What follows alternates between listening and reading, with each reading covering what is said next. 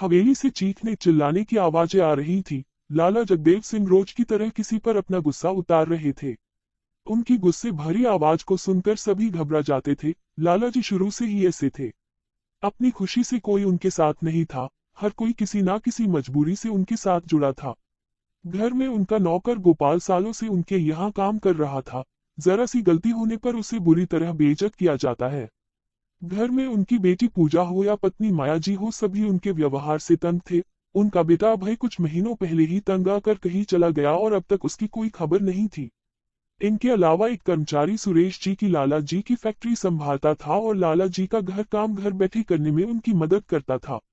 रोज की तरह दूसरों पर गुस्सा करते अचानक लाला जी की तबीयत बिगड़ने लगी। उनकी सांसें उखड़ रही थी, आंखें जैसे बाहर ही निकल आएंगी, और चेहरा सफेद पड़ने लगा था। सबने उन्हें संभालने की कोशिश की, लेकिन कुछ ही सेकंडों में उनकी मौत हो गई। उनके फैमिली डॉक्टर को बुला गया और उन्होंने आते ही लाला जी को मृत घोषित कर दिया। सबने रोना धोना शुरू कर दिया। इस सब के बीच डॉक्टर ने पुलिस को बुलाने की सलाह दी। सब एकदम शांत हो गए। उनकी पत्नी माया जी बोली, डॉक्टर साहब, पुलिस को क्यों बुलाना है? डॉक्टर, देखिए भाभी जी, लाला जी की मौत स्वाभाविक नहीं लगती। उनका चेहरा सफेद पड़ रहा है, मुंह से झाग भी निकल रहे हैं। मुझे तो ये जहर के सिम्टम्स लगते हैं। मैं पूरी तरह कुछ नहीं कह सकता, इसलिए पुलिस बुलाने की सलाह दे रहा हूँ।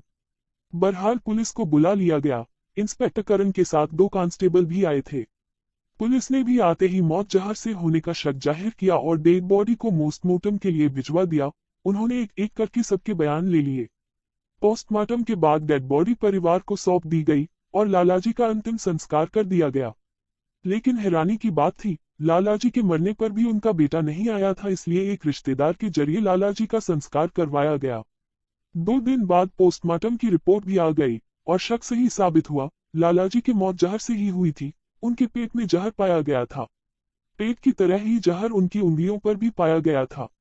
पुलिस ने लालाजी के उस दिन खाने पीने की हर चीज को जांच के लिए भेज दिया, ये जांचने के लिए कि जहर किस तरह उसके शरीर में पहुंचा। इंस्पेक्टर ने सबसे पहले उनके नौकर से पूछताछ की। इंस्पेक्टर करण, गोपाल, लालाजी को खाने पीने का पूरा ध्यान तो तुम ही रखते होगे? गोपाल, जी सर, मैं पिछले कई सालों से उनका ख्याल रख रहा हूँ। जब से उन्होंने फैक्ट्री जाना छोड़ा है तब से कुछ ज्यादा ही। इंस्पेक्टर, तो फिर बताओगे कि तुमने लालाजी को जहर क्यों दिया? गोपाल, नहीं इंस्पेक्टर साहब, मैं ऐसा क्यों करूंगा? इंस्पेक्टर, झूठ मत बोलो, तुम्हारे कमरे की तलाशी में हमें जहर की ये शीशी मिली है। बताओ तुमने लालाजी को क्यों मारा? गोपाल घबराते हुए, इंस्पेक्टर साहब, मैं लालाजी को मारना चाहता था क्योंकि मैं उनसे बहुत परेशान था। 10 साल होने को है, उन्होंने आज तक मुझे गांव नहीं जाने दिया और मेरी सालों की तनख्वाह भी रोक रखी है। कहते थे अगर तू गांव गया तो तेरी नौकरी तो जाएगी ही, तू अपनी तनख्वाह भी भूल जाना। इंस्पेक्टर तारानकन, तो इसलिए तूने लालाजी को मार दिया? गोपाल, नहीं साहब, मेरी हिम्मत ही नहीं हुई। मुझसे पहले ही किसी और ने लालाजी को जहर दे दिया। इसके बाद इंस्पेक्टर ने उनके एम्प्लॉय सुरेश से पूछताछ की। इंस्पेक्टर, सुरेश, जब लालाजी की मौत हुई तो तुम भी यही थे। पूछ सकता हूँ तुमने जहर कैसे दिया? सुरेश, ये क्या बात कर रहे हैं इंस्पेक्टर साहब, आखिर मैं क्यों लालाजी को मारने लगा?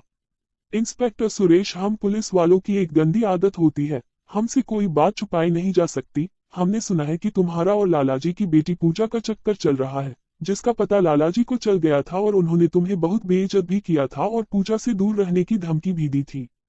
सुरेश का सारा कॉन्फिडेंस उड़ चुका था। वह बोला, इंस्पेक्टर साहब, ये सच है कि मैं पूजा से प्यार करता हूँ और लालाजी से नफरत। लेकिन इतनी सी बात के लिए मैं लालाजी को क्यों मारने लगा?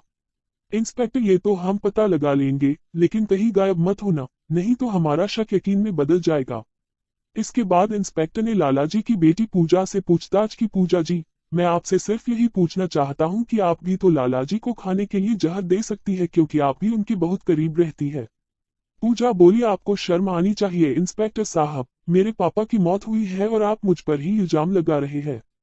इंस्पेक्टर, पूजा जी, हमें सुरेश के बारे में सब पता है, लेकिन अभी हम सिर्फ शक जाहिर कर रहे हैं, ये हमारा काम है।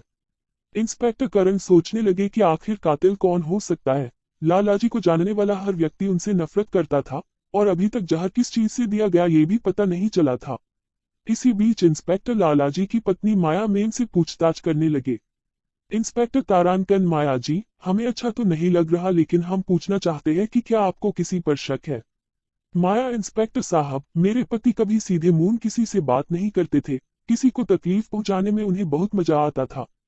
हमने उन्हें बहुत समझाया लेकिन उन्होंने किसी की एक नहीं सुनी। इंस्पेक्टर माया जी, आपका बेटा अभय कहाँ है? माया, ना जाने कहाँ चला गया मेरा बेटा, वो भी तंग आ गया था मेरे पति के तानों से, कई महीने हो गए अब तक उसका कुछ पता नहीं चला। इतना कहकर माया जी रोने लगी। उनके रोने में पति की मौत से बेटे के गुम होने का दर्द ज्यादा था। इंस्पेक्टर, आपको किसी पर शक है? माया, कोई भी हो सकता है या कोई भी नहीं। इंस्पेक्टर तारांकन, मतलब माया हो सकता है अपनी परेशान होकर उन्होंने आत्महत्या की हो। इंस्पेक्टर, ऐसा होना संभव नहीं है क्योंकि आत्महत्या करने वाला मरने से पहले इस तरह हिसाब किताब नहीं करता। इंस्पेक्टर अपने घर आकर इस तरह के पुराने मामले की छानबीन करने लगे। तभी उन्हें एक ऐसा सुराग मिला कि उन्हें लगा कि वह अब इस केस को सुलझा लेंगे।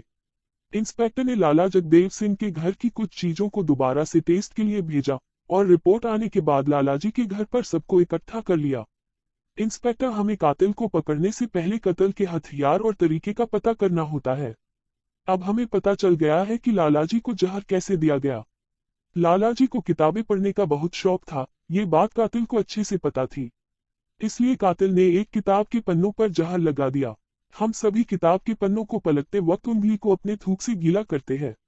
ऐसा ही लालाजी ने किया और किताब के पन्नों पर लगा जहर लालाजी के पेट में चला गया। यही वजह है कि जहर लालाजी की उंगलियों पर भी लगा हुआ था। कर्मचारी अभय, लेकिन इंस्पेक्टर साहब ऐसा किया किसने? इंस्पेक्टर, ये उसी ने किया है जो लालाजी को किताब लाकर देता था या देती थी। क्यों माया जी, सही कहा ना मैंने? इंस्पेक्टर का इशारा माया की तरफ था। सभी हैरान हो गए। माया, हाँ, ये मैंने ही किया है। तंग आ गई थी ऐसी जिंदगी से, 30 साल घुट घुट कर जीते जीते ये दर्द जहर बन गया था। मेरी बेटी पूजा अभय से प्यार करती है, लेकिन लालाजी इनको कभी एक नहीं होने देते। मेरा बेटा भी उनकी आदतों की वजह से मुझे छोड़कर चला गया। मैं नहीं चाहती थी कि मेरी बेटी की जिंदगी भी ऐसे ही बर्बाद हो जाए, इसलिए मैंने उनकी किताब पर जहर लगा दिया। जैसे ही उन्होंने किताब पढ़ी उसके कुछ देर बाद जहर ने अपना असर दिखाना शुरू कर दिया। इंस्पेक्टर, हो सकता है कि आप सब लालाजी जी से परेशान थे, लेकिन आप सब उनको मिलकर समझा सकते थे, कोई फैसला लेने के लिए मजबूर कर सकते थे। लेकिन इस फैसले ने आपको एक अपराधी बना दिया। माया के चेहरे पर कोई शिकन नहीं थी। पुलिस उन्हें ले जाने लगी। परिवार के सभी सदस्य और नौकर समझ नहीं पा रहे थे कि वो अपनी मालकिन के इस कदम से खुश हो या दुखी हो। लाला जगदेव की बदजुबानी और गलत व्यवहार की वजह से आज माया एक कातिल बन गई और एक अच्छा खासा परिवार बिखर गया था।